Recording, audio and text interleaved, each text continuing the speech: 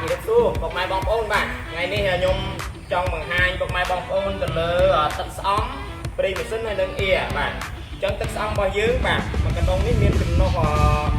có bay đi cả làng bạn ấyการប្រើប្រាស់យើងប្រើបានរយៈពេល5ឆ្នាំគុណភាពបាទចំណែកប្រេងម៉ាស៊ីនរបស់យើងបាទប្រេងម៉ាស៊ីនសុទ្ធរបស់ត្រាក់ទ័រចនវាយើងបាទយើងអាចប្រើបានរយៈពេល375ម៉ោងទៅ400ម៉ោងបាទ